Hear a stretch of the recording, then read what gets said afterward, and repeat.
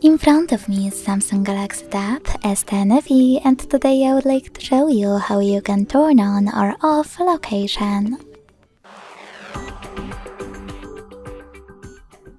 Begin by going into Tab menu and looking for location shortcut. When you find it, click on it. As you can see, mine, sorry misclick, mine is white, which means that location is on.